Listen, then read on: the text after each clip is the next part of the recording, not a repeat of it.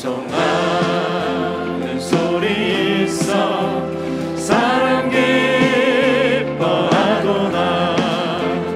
아들 아버지의 이름 거룩하도다.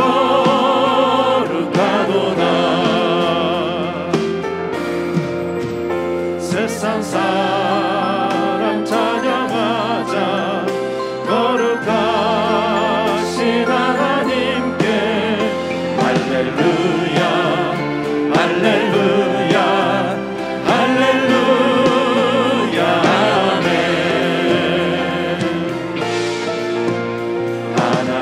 하나님의 나라 권세 영원토록 있도다. 하나님의 영광 나라 거룩하도다. 하늘 보좌 계신 주님 세상 주관하시도다. 할렐루야 할렐루야 할렐루야 아멘.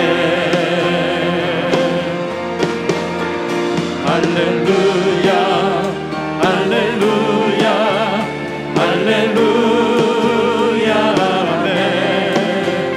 할렐루야 할렐루야 할렐루야 아멘. 하나님의 크신 섭리 그 뜻대로 되도다. 우리 아버지의 뜻을 거룩하도다. 주여 속히 임하셔서 기쁜 날을 주옵소서. 할렐루야 할렐루야 할렐루야 아멘. 할렐루야 할렐루야 할렐루야 아멘. 할렐루야 아멘. 할렐루야 아멘. 할렐루야 아멘. 할렐루야 아멘.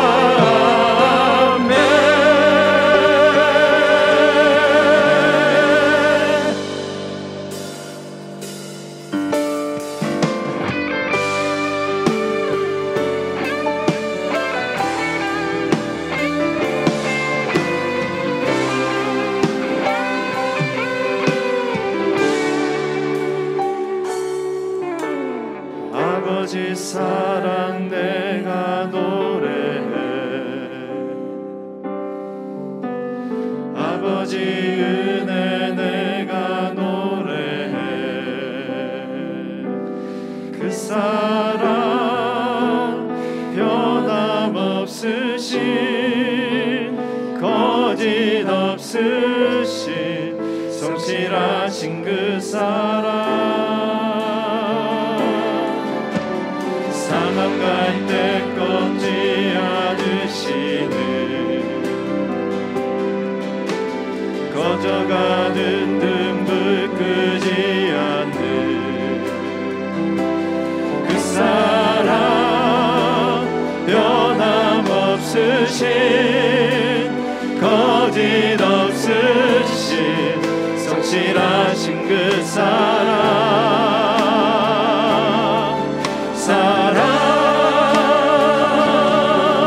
그 사랑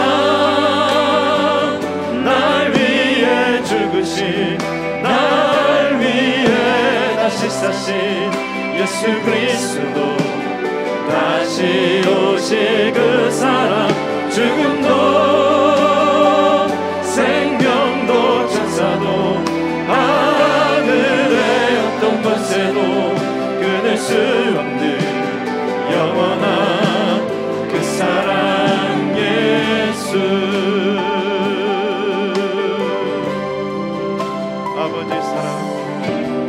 아버지 사랑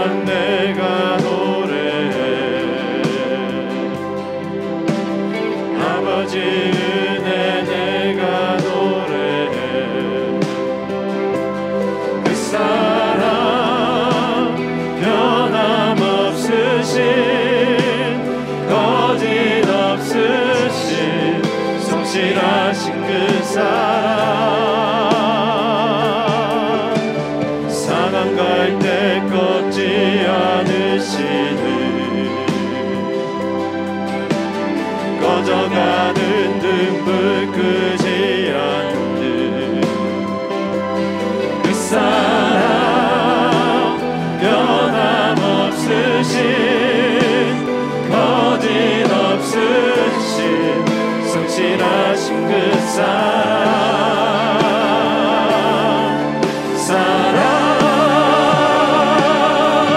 그 사랑 날 위해 죽으신 날 위해 다시 사신 예수 그리스도 다시 오실 그 사랑 죽음도 생명도 천사도 하늘의 어떤 권세도 끊을 수 없는 영원한 그 사랑 예수 그 사랑 날 위해 죽으신 날 위해 다시 사신 예수 그리스도 다시 오실 그 사랑 죽음도 생명도 천사도 하늘의 어떤 권세도 끊을 수 없는 영원한 그 사랑 예수 영원한 그 사랑 예수 영원한 그 사랑 예수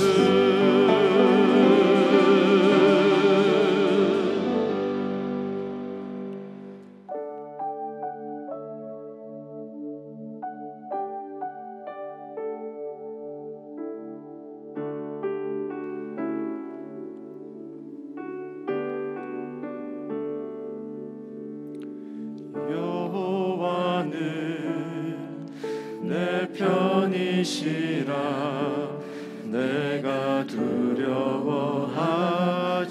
않네 주는 나의 능력이시요 나의 구원이 되셨도다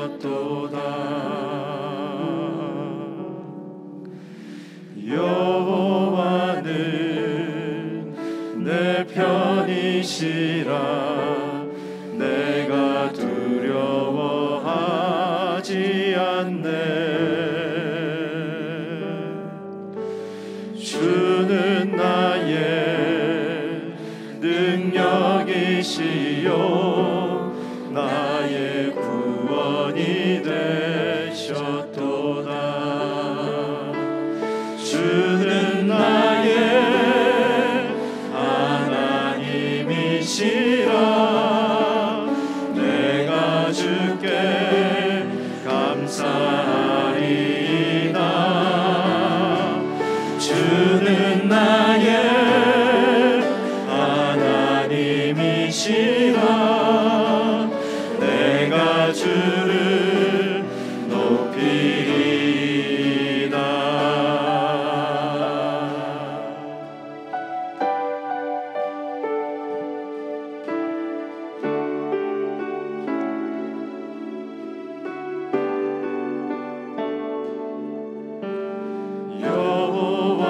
여호와는 내 편이시라 날 사망에서 건지셨네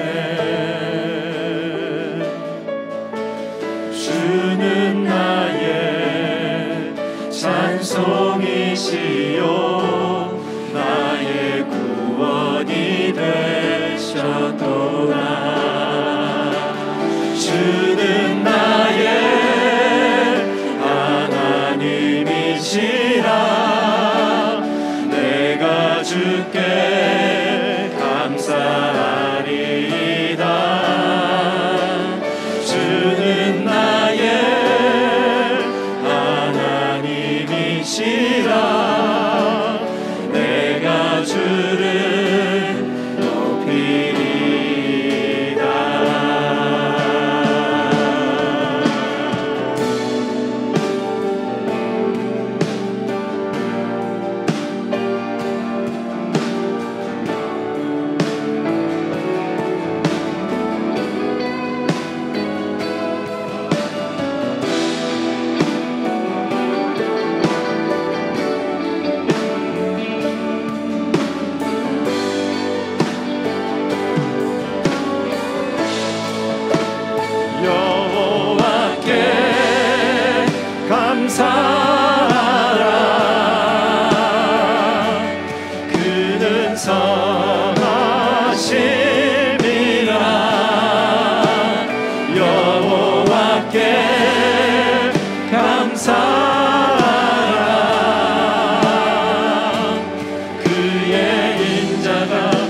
영원함이로다.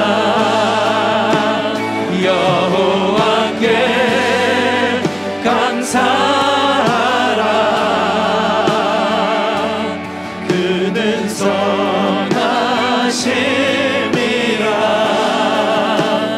여호와께 감사하라. 그의 인자가 영원하리로다.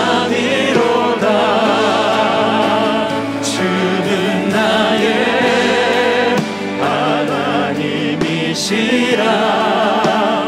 내가 주께 감사하리이다. 주는 나의 하나님이시라. 내가 주를 높이리라. 주는 나의 하나님이시라. 내가 주께 감사하리라. 주는 나의 하나님이시라. 내가 주를 높이리다.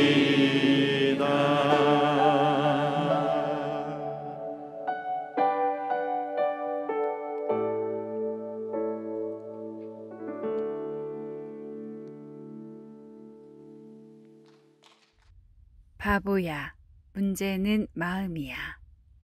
호세아 10장 1절로 8절까지 말씀입니다. 이스라엘은 열매 맺는 무성한 포도나무라. 그 열매가 많을수록 제단을 많게 하며 그 땅이 번영할수록 주상을 아름답게 하도다. 그들이 두 마음을 품었으니 이제 벌을 받을 것이라. 하나님이 그 제단을 쳐서 깨뜨리시며 그 주상을 허시리라. 그들이 이제 이르기를 우리가 여호와를 두려워하지 아니하므로 우리에게 왕이 없거니와 왕이 우리를 위하여 무엇을 하리요 하리로다.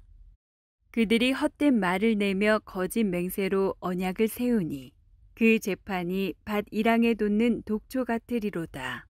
사마리아 주민이 베다웬의 송아지로 말미암아 두려워할 것이라.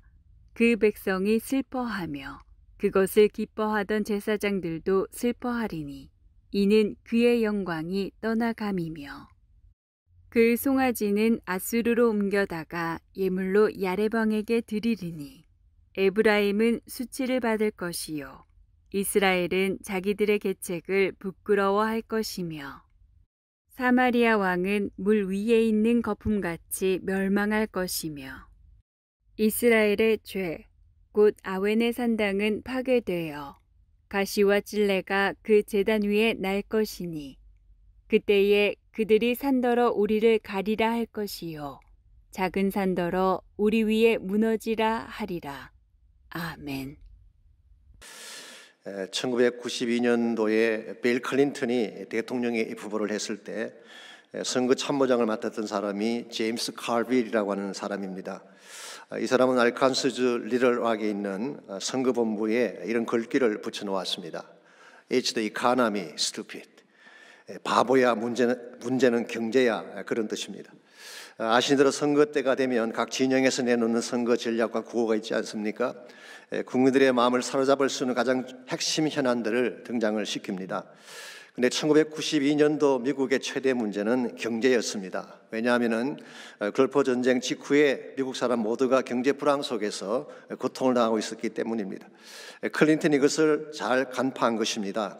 반면에 당시 대통령이었던 조지 W.H. 부시는 계속 군사력에 대한 이야기를 하고 국제정치나 걸프전의 승리에 대한 캠페인을 하고 있었습니다.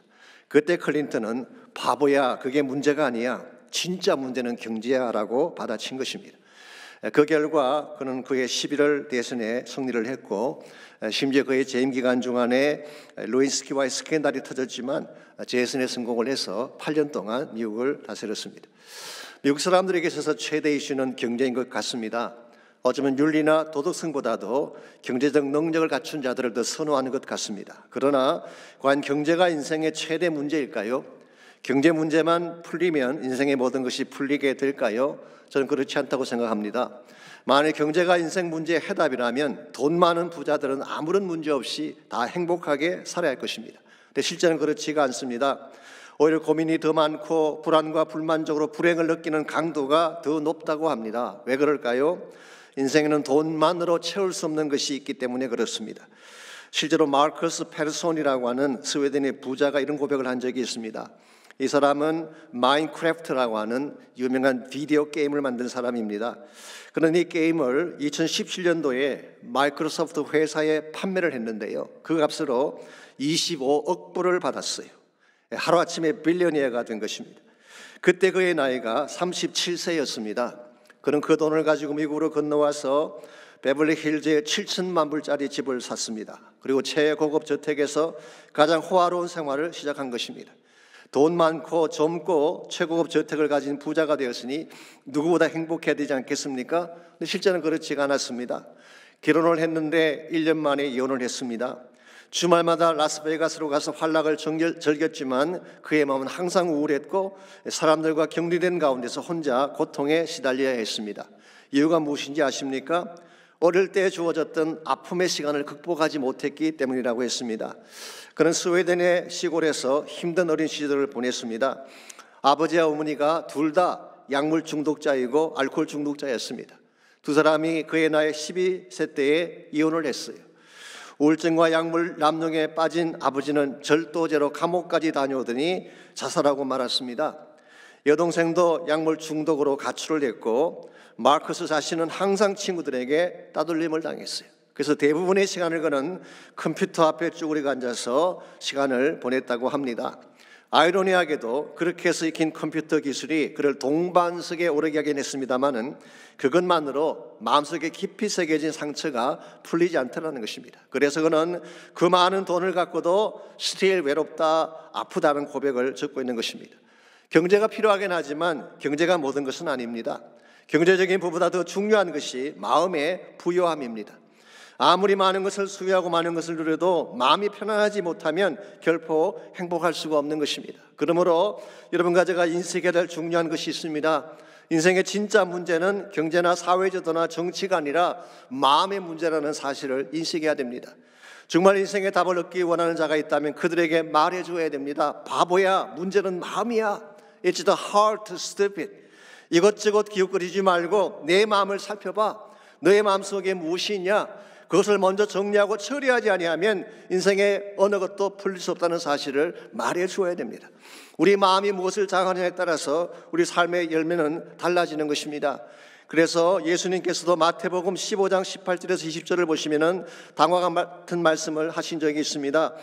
바리새인과 서기관들이 예수님의 제자들이 떡 먹을 때 손 씻지 않는다고 시비를 걸어왔을 때에 주님께서 그들에게 선포하신 말씀이죠. 입에서 나오는 것들은 마음에서 나오나니 이것이야말로 사람을 더럽게 하느니라. 마음에서 나오는 것은 악한 생각, 살인, 간음, 엄난, 도둑질, 거짓증언과 비방이니 이와 같은 것들이 사람을 더럽게 하는 것이지 씻지 않는 손으로 먹는 것이 더럽게 하는 것이 아니라고 말씀하셨어요. 형식이나 외모가 중요한 게 아니라 마음 중심에 무엇을 품고 있느냐, 이게 더 중요하다는 지적이었습니다.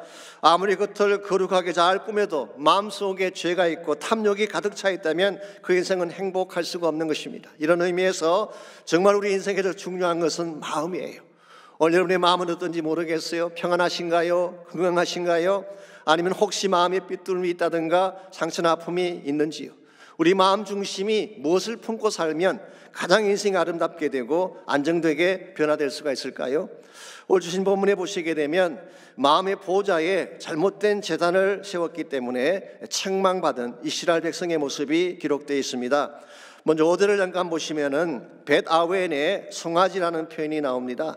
제가 몇 주 전 설교에서 벳 아웬과 복임에 대한 말씀을 잠깐 언급한 적이 있습니다만은 이 벳 아웬이라는 지역은 사실은 정확히 말하면은 베델 동쪽에 있는 땅을 말합니다. 그랬는데 왕정 시대 이후에는 베델과 같은 지역으로 간주가 됐어요. 왜냐하면 넓은 의미에서 보면 같은 지역으로 볼 수 있었기 때문에 그런 것입니다. 저는 이곳 LA 오기 전에 텍사스에서 약 8년 반을 보냈습니다. 제가 공부하던 신학교가 포트워스라는 도시에 있었는데요. 사실은 달라스에서 한 30마일 떨어진 곳입니다. 그럼에도 불구하고 통상 저는 달라스에서 살다 왔다 그렇게 이야기를 하죠. 왜냐하니까 넓은 의미에서 같은 지역이니까. 여기도 마찬가지죠. 남거주에 살면 다 LA 산다고 말하고 있지 않습니까? 오늘 본문에 소개된 벳 아웬과 베델도 그런 차원에서 이해하는 것이 좋습니다. Maybe 어떤 성경학자는 이렇게 설명하기도 합니다. 선지자들이 약간의 의도를 가지고 베델과 벳 아웬을 다르게 표기했다고 설명하는 분도 계세요. 존 켈빈 같은 분은 그렇게 말했습니다. 이스라엘이 베델에 금송아지 우상을 세우게 되면서 이름도 다르게 불리기 시작했다는 설명을 본 적이 있습니다. 베델과 벳 아웬은 분명히 그 이름의 뜻이 다르죠. 베델 이름은 뭐라고 했습니까? 말씀드린 것처럼 하나님의 집이라고 하는 뜻입니다. 야곱의 아버지 집을 떠나 하란으로 가던 중에 들판에서 잠을 자다가 하나님을 만난 곳이 이곳이었죠. 하늘이 열린 곳이고 영광된 임재가 있던 곳이며 야곱이 예배처로 삼고 하나님의 이름을 불렀던 곳. 그래서 그곳 이름을 벳엘, the house of God이라고 부르게 된 것입니다. 그렇다면 벳 아웬은 무슨 뜻일까요? 벳이라고 하는 것은 똑같이 하우스, 집이란 뜻입니다. 그런데 아벤 혹은 아웬이라는 이 말은 evil, 악이라고 하는 뜻입니다. 그러므로 직역하면 벳 아웬은 악의 집이 되는 것입니다. 8절에서는 아예 벳이라고 하는 단어를 빼고 아웬이라고 지칭을 했습니다만 결국 사마리아인들이 세웠던 우상 때문에 악한 지역이 된 것을 표기한 것입니다. 하나님을 세우지 않고 우상을 세우게 되면 하나님의 임재가 계시면 베델이 되는데 하나님 대신 금송아지 우상을 세우고 세상적인 이방신을 세우게 되면 그 장소가 악의 장소가 되는 것입니다. 여러분, 동일한 장소라고 할지라도 무엇을 세우냐에 따라서 하나님의 집이 되기도 하고 악의 집이 되기도 한다는 사실 굉장히 중요하지 않습니까? 우리 마음도 저는 마찬가지라고 생각합니다. 우리 마음의 보좌 위에 무엇을 세우냐에 따라서 마음의 주인이 결정되는 것입니다. 하나님을 내 보좌 중심에 세우게 되면 하나님의 집이 될 것입니다. 그러나 반대로 탐욕과 죄악의 재단을 세우게 되면 악이 다스리는 악한 집이 되는 것입니다. 이런 측면에서 내 마음 집의 주인이 누구냐를 점검하는 것은 굉장히 중요한 것입니다. 여러분, 마음 집의 주인은 누구인가요? 베델인가요? 벳 아웬인가요? 하나님인가요? 우상인가요? 성령께서 다스리시는 마음인지 아니면 육신적 소욕이 다스리시는 마음인지 여러분 마음의 주인을 바로 결정해야지 맺게 될 열매가 달라지게 되는 것입니다. 오늘 본문 5절에서 8절까지를 보시면 이스라엘 백성이 그들 마음의 주인을 그들 중심의 주인을 우상으로 삼았기 때문에 주어지게 될 결과가 5절에서 8절에 나열이 되어 있습니다. 먼저 5절 말씀 보시게 되면요, 사마리아 주인이 벳 아웬의 송아지로 말미암아 두려워할 것이요 그랬어요. 첫째는 두려움입니다. 여러분, 금송아지는 결코 우리에게 평안을 가져오지 않습니다. 두려움과 근심을 가져오는 것입니다. 두 번째는 슬퍼한다고 했어요. 슬픔을 주는 것입니다. 금송아지 우상은 우리에게 행복을 주는 것이 아니라 상실과 빼앗김으로 아픔을 안겨주는 것입니다. 세 번째는 그 영광이 떠나갈 것이라고 했어요. 금송아지 영광은 결단코 영원하지가 않습니다. 떠나가는 영광이에요. 6절 말씀해 보시게 되면 수치를 겪게 된다고 했습니다. 그들이 자랑했던 금송아지는 아수르 왕에게 조공으로 들어지게 되고 에브라임 사람들은 수치를 당할 것이라고 했어요. 7절 말씀 보시면은 사마리아 왕조가 패망을 하는데 물거품처럼 패망하게 될 것이다. 허무하게 사라질 것을 말했어요. 그리고 마지막 8절에 보시게 되면 아웬의 산당, 즉 아웬의 제단을 세웠던 마음을 말하는데요, 그 제단 위에는 가시와 찔레가 날 것이라고 말씀하고 있습니다. 이것이 내 마음의 중심에 하나님이 아닌 우상을 세웠을 때 일어날 수 있는 현상이라는 것입니다. 내 마음의 제단에 금송아지가 세워지게 되면 우리를 아프게 하는 것입니다. 가시와 찔레로 찌르는 것입니다. 그리고 결국은 물거품처럼 허망하게 무너지게 되는 것. 이런 의미에서 정말 여러분의 인생이 아름다워지기를 원한다면 마음의 제단을 새롭게 해야 되는 것입니다. 금송아지 제단을 허물어버리고 하나님이 임재하시는 영광된 제단으로 만들어야지 비로소 베델의 축복이 임하고 하나님 임재가 가득한 삶으로 변하게 되는 것입니다. 그렇다면 우리가 어떻게 하면 벳 아웬의 삶을 청산하고 내 마음 중심에 하나님의 제단을 세울 수가 있을까요? 어쩌면 우리들 가운데 상당 숫자는 이미 상처와 죄악으로 깨어진 마음의 제단을 갖고 있는 분도 계실지 모르겠어요. 우리 언제부턴가 하나님을 떠나고 하나님을 무시하고 하나님을 배반하는 가운데에 우리 마음의 재단이 허물어지는 것을 경험한 적이 있었을 것입니다. 혹시 그런 분이 계신다면 빠른 시간 안에 깨어진 재단을 다시 수축을 하고 하나님이 임재할 수 있는 아름다운 장소로 바꾸어야 돼요. 우리 마음의 중심이 하나님을 모시고 하나님의 재단을 세우려면 과연 무엇이 필요할까요? 오늘 같이 읽은 본문을 보시게 되면 이스라엘 백성이 하나님을 제거하고 우상을 세우기 위해서 그들이 저버렸던 세 가지 잘못이 오늘 본문에 나열이 되어 있습니다. 이것을 돌이키게 되면 우리 마음의 주인을 바꿀 수가 있는 것입니다. 그래서 먼저 간단하게 그들이 저버린 것을 정리해드리면 첫째가 은혜예요, grace. 두 번째가 초점, focus. 그리고 세 번째가 언약, covenant. 이 세 가지를 그들이 저버렸어요. 그러므로 저버린 이 세 가지를 다시 회복하면 우리 마음 중심에 다시 하나님을 모실 수 있게 되는 것입니다. 우리 마음의 재단을 세우려면 첫 번째로 은혜를 향하여 마음의 방향을 고쳐야 하는 것입니다. 은혜를 저버렸던 우리가 다시 은혜를 향하여 마음을 돌릴 때 우리 마음 중심에 하나님이 임재한다는 뜻입니다. 1절을 보시기 바랍니다. 이스라엘 백성이 하나님의 은혜 앞에 어떤 모습을 보였는지 1절은 이렇게 기록합니다. 이스라엘은 열매 맺는 무성한 포도나무라. 그 열매가 많을수록 재단을 많게 하며 그 땅이 번영할수록 주상을 아름답게 하도다 그랬어요. 이스라엘은 마치 무성한 포도나무처럼 많은 축복을 받았다고 말씀하고 있습니다. 이것이 누구 때문일까요? 전적으로 하나님 때문이었어요. 애굽에서 나온 이스라엘 백성을 가나안 땅에 들어가게 하신 것 하나님의 은혜였습니다. 그 땅을 정복하게 하고 정착하게 한 것 하나님의 은혜였어요. 그리고 그 척박한 땅에 풍성한 소상을 안겨준 것 하나님의 은혜였습니다. 이와 같이 하나님의 은혜 때문에 부유한 삶을 누리게 됐으면 어떻게 하는 것이 정상일까요? 당연히 그 은혜에 감사하고 더 경건한 마음으로 하나님을 섬기는 것이 정상일 것입니다. 그런데 오늘 본문은 뭐라고 말씀하고 있습니까? 열매가 많을수록 우상의 재단을 더 많이 만들었대요. 그 땅이 아름답게 될수록 주상을 더 아름답게 만들었다고 했어요. 여기서 주상이라고 하는 것은 사극에 나오는 상감마마를 말하는 게 아닙니다. 우상의 기둥, 페일라를 말하는 것입니다. 땅의 곡식이 아름답게 연결면 그것으로 우상의 기둥을 장식하는 데 섰다 그런 뜻이에요. 이것은 하나님의 은혜를 역행하는 삶이라고 할 수가 있습니다. 은혜를 은혜로 갚지 않는 정도가 아니라 은혜를 받을수록 더 원망하고 잘 될수록 빗나가는 영성. 저는 이것을 엇박자 영성이라고 부르고 싶어요. 혹은 청개구리 신앙이라고 불러도 될지 모르겠어요. 모든 것을 거꾸로 행하는 것입니다. 자, 이와 같이 왜 하나님의 은혜를 베푸셨는데 오히려 감사하기는커녕 하나님을 대적하고 우상을 섬기게 됐을까요? 근본적으로 마음이 삐뚤어져 있기 때문에 그렇게 된 것입니다. 여러분, 마음이 삐뚤어져 있으면요 무엇을 안겨줘도 다 삐딱하게 반응하게 돼 있어요. 잘 대해주면 왜 동정하느냐 그렇게 되어들고, 잘못 대해주면 왜 무시하냐 그렇게 되어드는 사람이 있잖아요. 이런 사람에게는 뭘 줘도 행복할 수가 없습니다. 항상 엇박자로 대하기 때문에. 성경에 보시면요 요나라고 하는 사람이 나오죠. 저는 요나의 삶이 대표적인 엇박자 인생이 아닌가 그렇게 생각을 합니다. 하나님이 니느웨로 가라고 말씀하셨더니 다시스로 갔어요. 하나님의 뜻에 대해서 엇박자를 놓은 것입니다. 우여곡절 끝에 니느웨로 간 요나가 사흘 만에 온 백성이 회개하는 대부흥운동을 일으켰습니다. 그래서 어떻게 해야 되나요? 기뻐해야죠. 그런데 성경은 말하기를 매우 싫어하며 화를 냈다고 했어요. 하나님 마음과 정반대로 엇박자를 보인 것입니다. 하나님이 나중에 그가 뜨거운 태양볕에 힘들어할까 봐 박능쿨로 그를 덮어주었어요. 그랬더니 요나가 기뻐했습니다. 근데 그 다음날 그 박능쿨을 벌레가 갉아 먹게 되자 햇볕이 직접 들어오게 되니까 이 요나가 하나님께 화를 냅니다. 그때 하나님이 말씀하시기를 누가 성내는 것이 어찌 옳으냐 그렇게 점잖게 말씀하셨더니 요나가 이렇게 답을 했어요. 내가 성내어 죽기까지 할지라도 옳습니다. 박박 되어들었어요. 이 말의 원어적 의미가 무엇인지 아십니까? 성내어 죽기까지 burn with anger. 그렉 로리 목사님이 그것을 Jonah was fuming. 머리에 그냥 연기가 난다.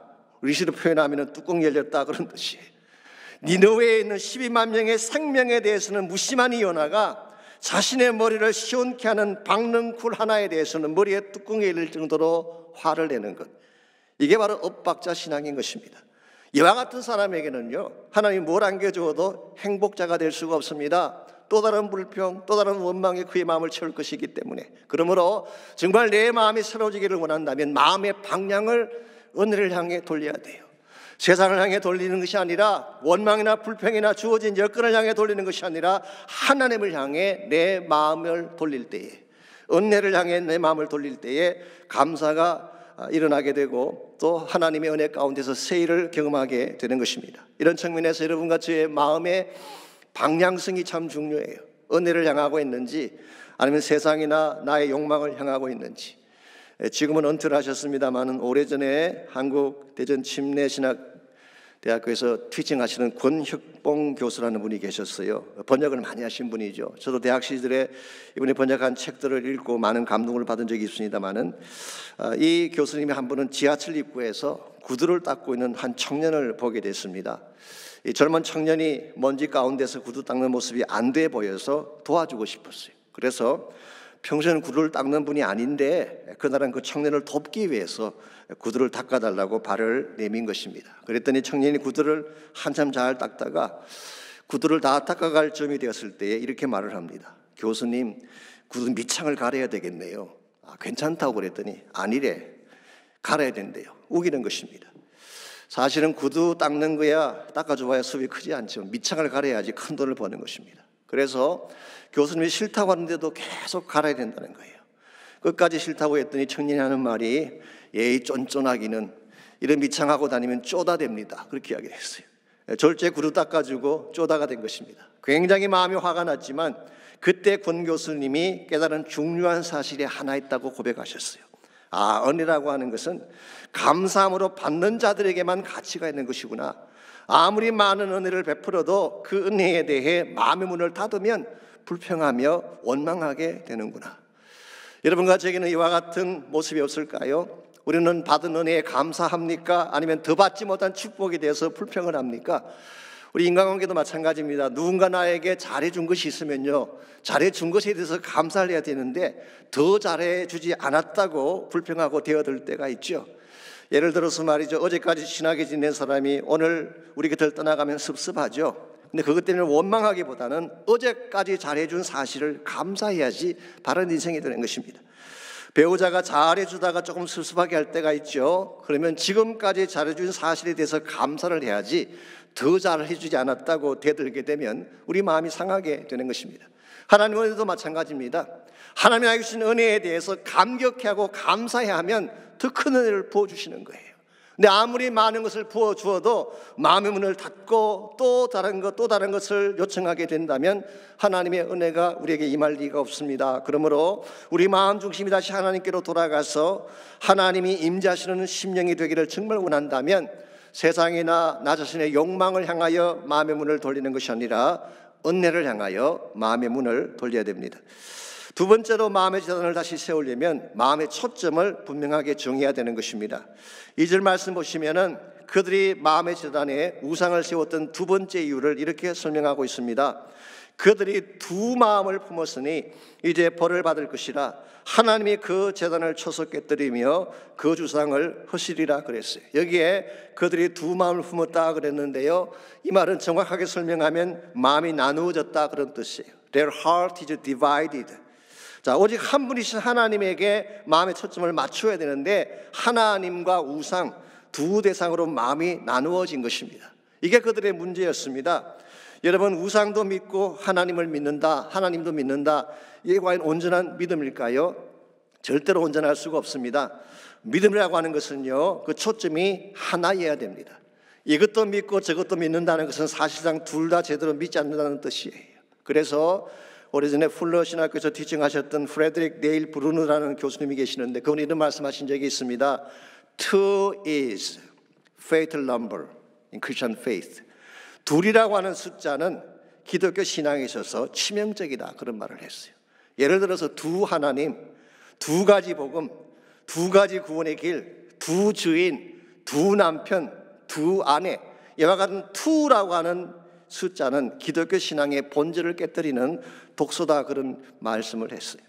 가끔 세상 사람들이 우리 교회를 향해서 비판을 할 때에 교회가 너무 배타적이다 그런 말을 하죠. 익스클루시브하다, 하나님만 인정하고 다른 신들은 인정하지 않기 때문에, 그래서 너무 마음이 좁다, 타종교를 인정하지 않는다, 그렇게 비판할 때가 있는데요, 저는 그렇게 생각합니다. 그래도 할 수 없다고 생각을 해요. 정말 하나님이 하나님이면 한 분이라 해야지 어떻게 둘이 될 수가 있겠어요? 진실로 진리가 되기를 원한다면 한 가지라 해야지 어떻게 두 가지 진리가 가능하겠습니까? 이런 면에서 여러분과 제가 진짜 신앙을 바르게 가지려면 나누어진 마음이 아니라 하나님 한 분에게만 초점 맞춘 마음이 되어야 하는 것입니다. 그래서 여호수아 24장 14절과 15절을 보게 되면 여호수아는 다음과 같은 선포를 남겼습니다. 아시겠지만 여호수아가 가나안 땅 정복을 마치고 세겜 땅의 모든 이스라엘 백성들을 모아놓고 그들에게 했던 마지막 고별 설교에 나오는 말씀입니다. 그러므로 이제는 여호와를 경외하며 온전함과 진실함으로 그를 섬기라. 너희 조상들이 강 저쪽과 애굽에서 섬기던 신들을 치워버리고 여호와만 섬기라. 15절입니다. 만일 여호와를 섬기는 것이 너에게 좋지 않게 보이거든 너희 조상들이 강 저쪽에서 섬기던 신이든지 또는 너희가 거주하는 땅에 있는 아모리족 속의 신들이든지 너희가 섬길 자를 오늘 택하라. 오직 나와 내 집은 여호와를 섬기겠노라. 참 위대한 선포가 아닐 수가 없습니다. 이제 이스라엘 백성이 가나안 땅에 들어가게 되면 가나안 땅에 이미 오래전부터 있던 토속 문화에 젖게 되고 토속 신들을 섬길 가능성이 많다는 것입니다. 너희들이 혹시 그 땅에 정착했을 때에 이 신을 섬기든 저 신을 섬기든 그것은 너희들이 선택할 몫이지만 나는 이렇게 결정한다. 오직 나와 내 집은 여호와 한 분만 섬기겠노라. 이게 진정한 신앙인 것입니다. 여러분과 저의 마음속이 하나님 한 분만 섬기겠다고 하는 마음의 초점이 분명해야지 무슨 일이 벌어져도 흔들리지 않게 되는 것입니다. 하나님 여러분 인생을 붙잡아 줄 수 있는 중심축이 되는 거예요. 하나님을 떠나가게 되면 축이 무너지는 것입니다. 축이 무너지면 모든 게 다 흔들릴 수밖에 없는 것이죠. 여러분 배가 풍랑을 만났을 때요 어떻게 해야지 배가 뒤집어지지 않는지 아십니까?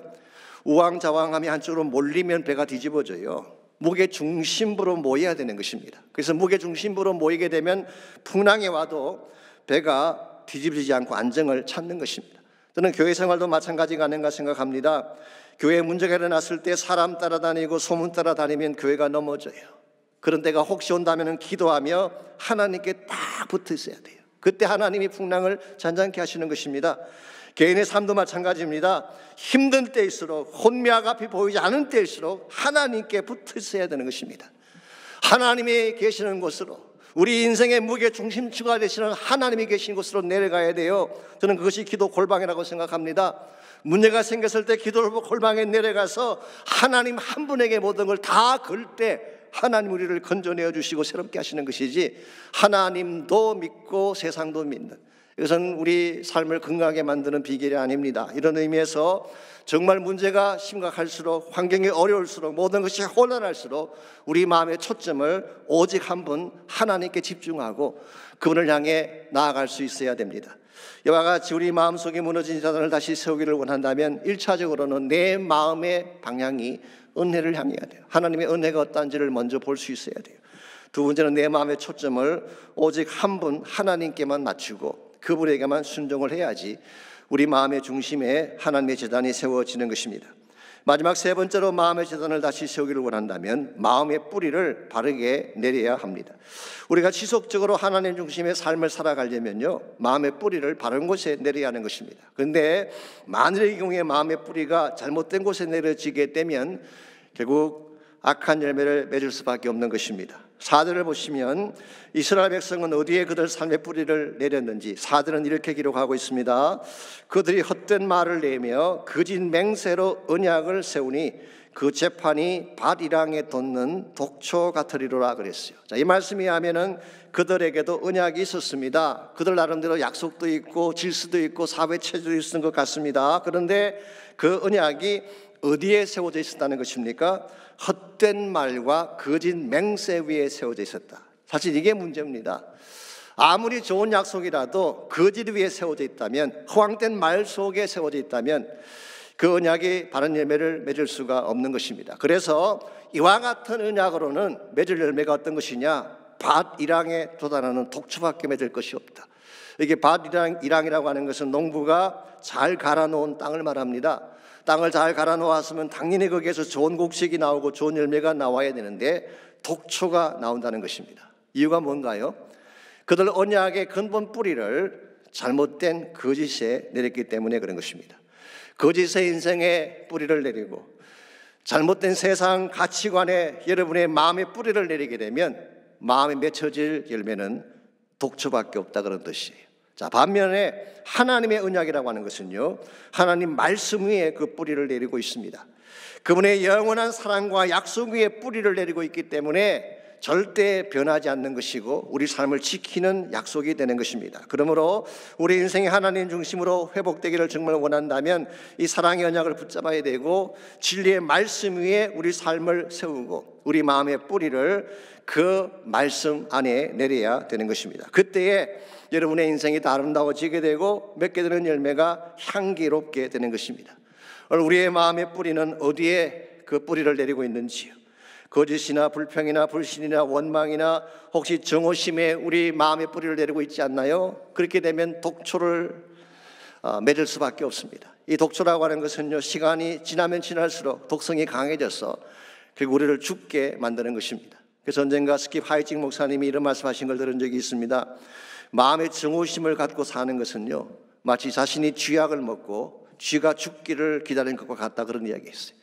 쥐약은 쥐가 먹어야지 그걸 자신이 먹으면 어떡합니까? 내 마음에 악한 생각을 품고 사는 것은 내가 쥐약 먹는 것 같다는 거예요. 나를 죽이는 것입니다. 내 영성을 망가뜨리는 것입니다. 그러므로 혹시라도 내 마음 속에 이와 같은 독초나 가시나 엉금기가 있다면 빨리 잘라내야 돼요. 이걸 잘라내어버리고 말씀의 씨앗을 뿌려야지 우리 삶이 회복이 되고 건강하게 되는 것입니다. 참으로 하나님의 사랑 위에 하나님의 약속 위에 마음의 뿌리를 내리고 사는 사람은요, 어떠한 어려운 일을 당하고 어떤 역경을 당해도 절대로 넘어지지 않게 됩니다. 한국에 한비아라고 하는 여자분이 있습니다. 그분은 여행가이기도 하고 또 월드 비전을 섬기는 국제구호 활동가이기도 하죠. 언젠가 이분이 국민일보에 올린 글을 본 적이 있는데요, 한 번은 아프리카의 잠비아를 지나가게 되었는데 그곳이 에이즈가 창궐한 곳이라고 합니다. 그래서 엄청나게 척박하고 가난한 자들이 많이 사는 곳이. 그런데 그것을 지나가는데요, 한 집을 보니까 다 쓰러져가는 집인데 벽에 십자가가 그려져 있고 그 밑에는 글귀가 적혀 있었습니다. 하나님은 어떤 경우에도 당신을 사랑하십니다. 도대체 저 집안에 누가 살기에 저런 글귀를 적어 놓았을까? 호기심이 나서 그 집안에 들어가 보았더니 한 청년이 마당에 앉아서 글을 읽고 있는 것입니다. 보니까 얼굴이며 목이며 양손에 부스럼이 가득했어요. 한눈에 보아도 에이즈 말기 환자라는 것을 알 수가 있었습니다. 그런데 그 청년의 손에 들린 책이 뭔가 봤더니 성경책이었어요. 뿐만 아니라 집안의 온 벽에 성경 구절이 잔뜩 적혀져 있는 것입니다. 알고 봤더니 이 청년은 신실한 크리스찬이었는데 몇 년 전에 오토바이 사고가 나서 수술을 받다가 에이즈에 감염이 된 것입니다. 이 사실을 확인한 한비아 씨가 질문을 했습니다. 하나님은 어떤 경우에도 당신을 사랑하신다고 써붙여 놓았는데 당신을 이 지경까지 내버려둔 하나님이 원망스럽지 않냐고 그렇게 물었어요.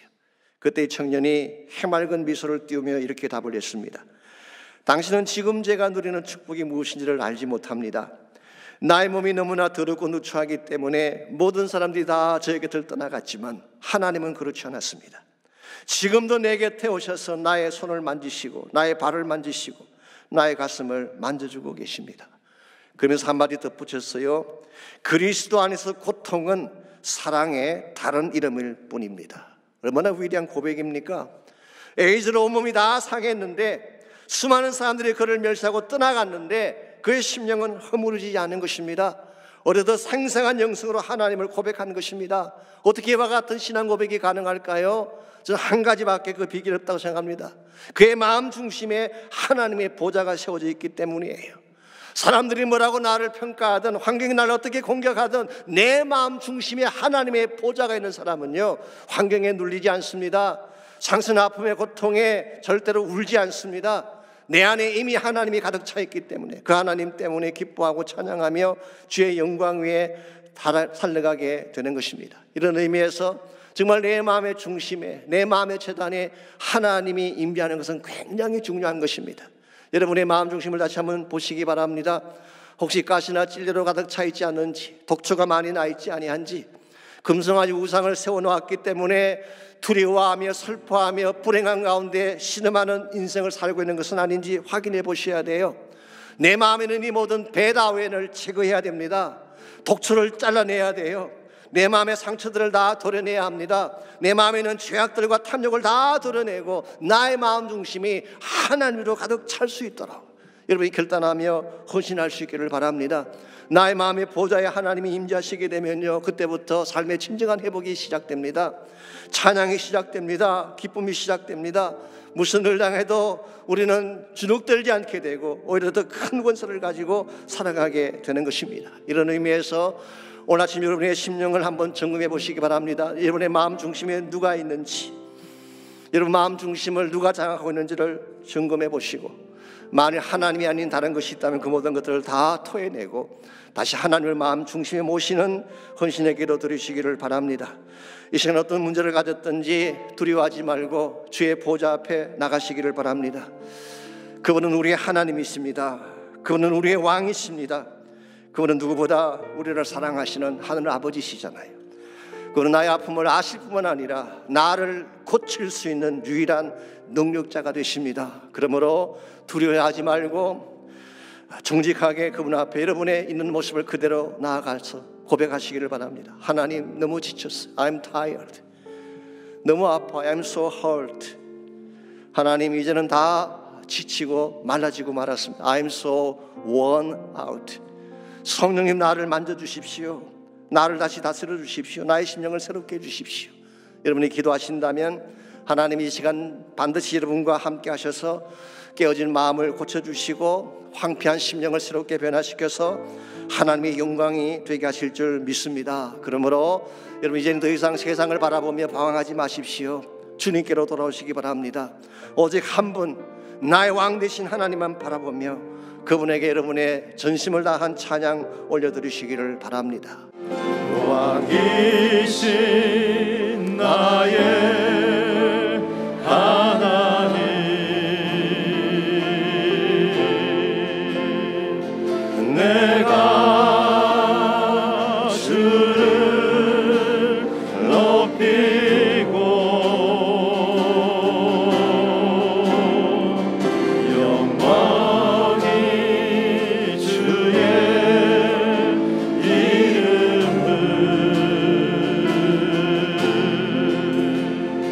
송축하리.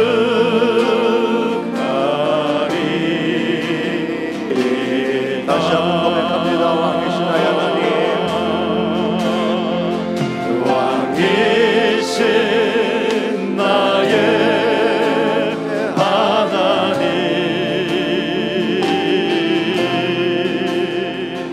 내가 주를 높이고 영원히 주의 이름을 송축하리. 높은 소리로 왕이신 나의 하나님, 왕이신 나의 하나님, 하나님 함께 찬양하겠습니다. 내가 주를 높이고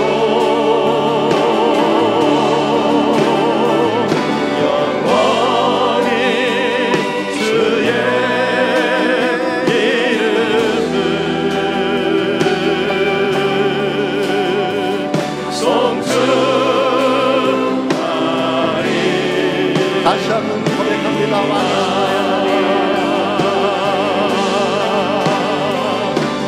왕이신 나의 하나님, 내가 주를 높이고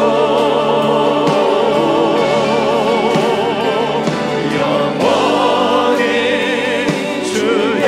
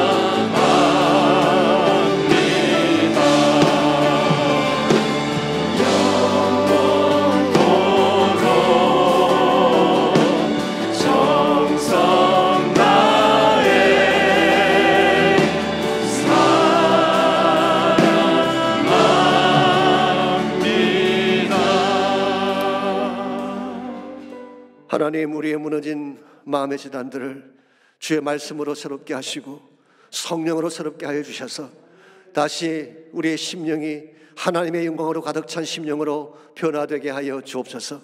하나님의 교회들마다 무너진 재단들이 다시 회복되게 하시기를 원합니다. 세속주의 때문에, 우상 때문에, 물질주의 때문에 망가지고 부서진 모든 재단들마다 그 모든 것들을 다 처리해버리고 성령으로 가득 기름 부음 받아서 복음이 일어나게 하시고 새로운 운동이 일어나게 하시고 하나님 나라가 펼쳐져 갈 수 있는 아름다운 역사들이 다시 시작되게 하여 주시옵소서. 이제는 우리 구주 예수 그리스도의 은혜와 하나님 아버지의 무한하신 사랑과 성령님의 충만한 임재하심이 이 시간 저 앞에 나와 전심을 다해 예배드린 사랑하는 주의 백성들과 또 각 가정에서 처소에서 온라인으로 예배한 모든 사랑하는 주의 백성들 위해, 그들의 가정과 삶의 터전과 자녀들과 자손들 위해 이제로부터 항상 함께하여 주시기를 다시 오실 우리 주님 예수님의 이름으로 간절히 축원하옵나이다. 아멘.